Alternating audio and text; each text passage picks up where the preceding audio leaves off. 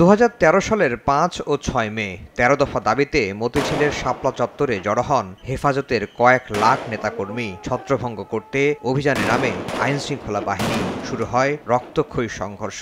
Police র্যাবের গুলিতে টিকতে না পেরে ছত্রভঙ্গ হয়ে যায় তারা। সংগঠনটির দাবি, ওই 2 দিনে তাদের শতাধিক মানুষ নিহত হয়েছেন, যদিও মৃত্যুর প্রকৃত সংখ্যা এখনও অজানা।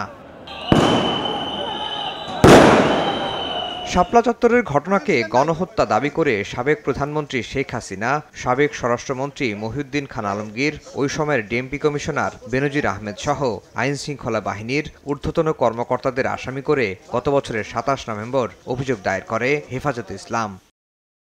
বুধবার এই মামলায় ক্ষমতাচ্যুত প্রধানমন্ত্রী শেখ হাসিনা সহ 5 জনের বিরুদ্ধে গ্রেফতারি পরোয়ানা জারি করেন আন্তর্জাতিক অপরাধ ট্রাইব্যুনাল। আর অন্য মামলায় কারাগারে থাকায় সাবেক আইজিপি শহীদুল হক সহ 4 জনকে গ্রেফতার দেখানোর নির্দেশ দেওয়া হয়েছে। হাজার হাজার সদস্য অংশ নিয়েছে সঠিক, কিন্তু মানবতা বিরোধী অপরাধের বিচার করার জন্য আমাদের লাগবে কমান্ড স্ট্রাকচার। কারা নির্দেশ দিয়েছিল, কারা বাস্তবে ফিল্ডে থেকে কমান্ড করে এই কার্যটা করেছিল, সেই কারণে প্রথমে আমরা টপ কমান্ডারদেরকে বিচারের মুখোমুখি করতে চাই। এদিন ট্রাইব্যুনাল জানতে চান গণজাগরণ মঞ্চের মুখপাত্র ইমরান সরকারকে কেন আসামি করা হলো। জবাবে চিফ প্রসিকিউটর বলেন, শাপলা চত্বরের গণহত্যায় গণজাগরণ মঞ্চের সম্পৃক্ততা মিলেছে।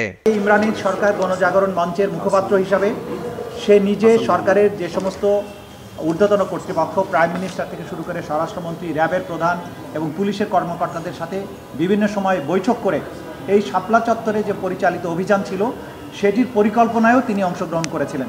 হেফাজত নেতারা বলছেন, আলেমদের নির্মূল করতে পরিকল্পিতভাবে গণহত্যা চালায় বিগত আওয়ামী লীগ সরকার। ফ্যাসিস্ট সরকারের প্রধানমন্ত্রী সহ যারা গণহত্যার নির্দেশ দিয়েছিলেন, যারা গণহত্যার সহযোগিতা করেছেন এবং পরিকল্পনা করেছেন, তাদেরকে আইনের আওতায় এনে দৃষ্টান্তমূলক শাস্তি যেন আদালত ব্যবস্থা করে।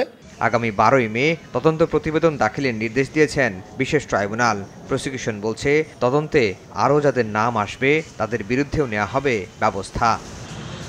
আফজাল হোসেন, সময় সংবাদ, ঢাকা।